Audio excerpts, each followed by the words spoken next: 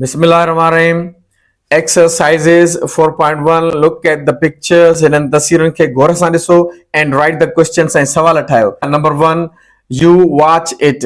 हाणे हीअ हिन खे थी चए त are you watching it? माना टीवी ॾांहुं इशारो थी करे छा तूं ॾिसींदो टीवी? हुन चयोसि no, you can turn it off. न तव्हां भली बंदि कयो, माना तव्हां भली बंदि करे सघो था कंहिंखे टीवीअ खे. इट जी माना हिते टीवी आहे. Number 2, you go now. माना ही हिन खे थो चए त are you going now? त हीअ थी चएसि yes, see you tomorrow. हा सुभाणे मिलंदासीं इंशाल्लाह. ईअं लफ़्ज़ी माना yes माना हा, see माना ॾिस, you माना तूं, tomorrow माना सुभाणे, हा तूं ॾिस सुभाणे. इहा लफ़्ज़ी माना हा सुभाणे इंशाल्लाह मिलंदासीं. हाणे नंबर 3 त हाणे ही हिन खे थी चवे is it raining? छा मींहुं वसे थो? no, not at the moment. न न हिनमहिल त नथो वसे, माना मींहुं बरसाति हिनमहिल कोन थी पए पई. Number 4, you enjoy the film. ही हिन खे थो चवे are you enjoying the film? छा तोखे फिल्म मां मज़ो अचे थो? फिल्म सुठी आहे, फिल्म सुठी थी लॻई न? हुन चयोसि yes, it's very funny. हा हा ॾाढी मज़ा आया फिल्म आहे, ॾाढी जंहिं में खिल आहे. Number 5, that clock work. हाणे हीअ हिन खे थी चए is that clock working? इहो घड़ियाल कमु करे थो, इहो घड़ियाल हले थो, माना इहो सही आहे घड़ियाल?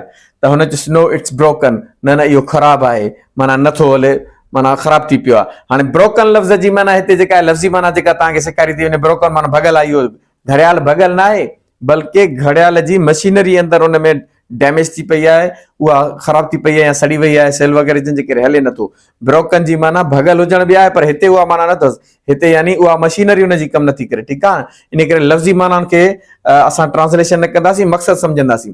Number 6, you wait for a bus. Are you waiting for a bus? हुन चयोसि no, for a taxi. न न जेको आहे सो टैक्सी लाइ बीठो आहे. हुन चयोसि बस लाइ बीठो आहे? हुन चयोसि न न टैक्सी लाइ बीठो आहे, माना बस जो इंतज़ारु करियो, न टैक्सी जो इंतज़ारु करियो. 4.2, look at the pictures. इन्हनि तस्वीरुनि खे ॾिसो and complete the questions. जेके सवाल ॾिना विया आहिनि इन्हनि में इहे मुकमल कयो. यूज़ इस्तेमालु कयो. try, eat, go, laugh, look at, read. इहे वर्ब इस्तेमालु कंदो तव्हां.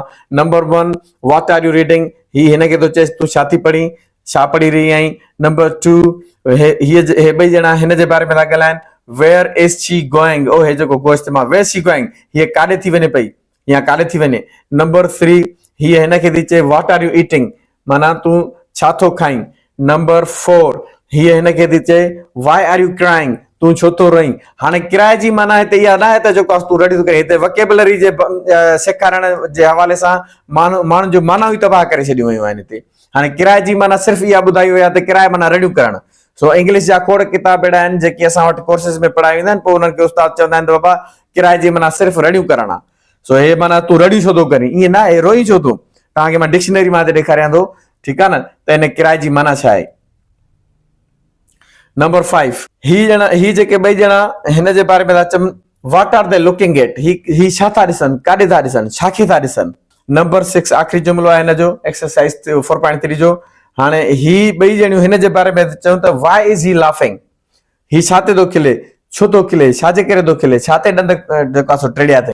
4.3 make questions from these words. हिननि लफ़्ज़नि मां सवाल ठाहियो. put the words in the right order. लफ़्ज़नि खे सही तरतीब में रखनि. हाणे is working Ben today. हाणे इहो हल थियल आहे is Ben working today. छा बेन अॼु कमु करे थो पियो? आख़िर में सवाल जी निशानी ॾिनल आहे. what the children are doing.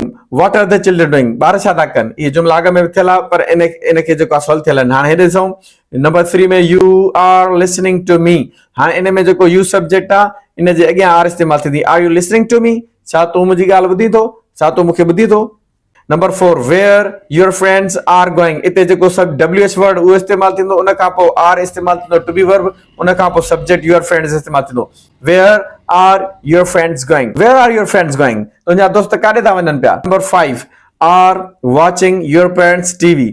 हाणे इन में जेको सब्जेक्ट आहे उहो your parents आहे, उन खां अॻ में are इस्तेमालु थींदो सवाल ठाहिण लाइ. are your parents watching TV?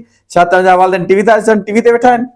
Number 6 what Jessica is cooking. हाणे इन में WH वर्ड what इस्तेमालु थियो, अॻ में इस्तेमालु थींदो, उन खां पोइ is इस्तेमालु थींदी, to be verb, पोइ सब्जेक्ट Jessica आहे. what is Jessica cooking? Jessica छा थी पचाए पई. Number 7 why you are looking at me. हाणे WH वर्ड why इस्तेमालु थियो, पहिरियों इहो इस्तेमालु थींदो, उन खां पोइ to be verb are इस्तेमालु थींदो, उन खां पोइ subject. why are you looking at me?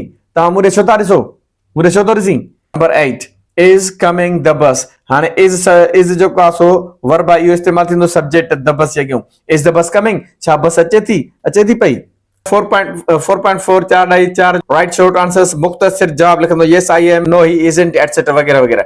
Number 1 are you watching TV छा तू टीवी तो ॾिसी हुन नो आई एम नॉट न न मां टीवी न तो ॾिसां या लफ़्ज़ी माना में ईअं न थींदो त न मां न आहियां. Number 2 are you wearing a watch छा तोखे वाच पातल आहे हुन जेकॾहिं वाच पातल हूंदी छा थींदो yes I am हा हा मूंखे पातल आहे.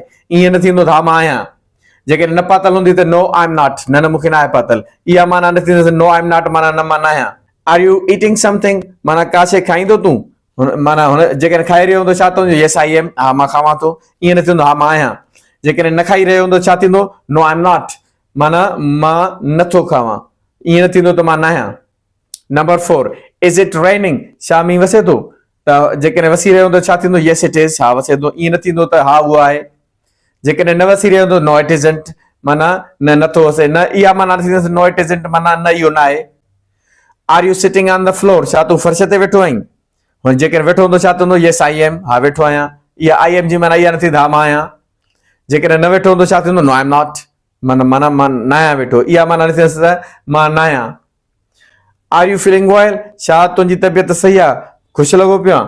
जेकॾहिं सही हूंदो yes I am हा मां ठीकु आहियां. ईअं न थींदो त हा मां आहियां. वरी जेकॾहिं न हूंदो ठीकु ठाक त छा थो नो आई एम नॉट न न मां ठीकु न आहियां. ठीकु आहे न. लफ़्ज़ी माना खे कोशिशि कयो न कढो मक़सद वारी माना ठाहिण जी कोशिशि कयो.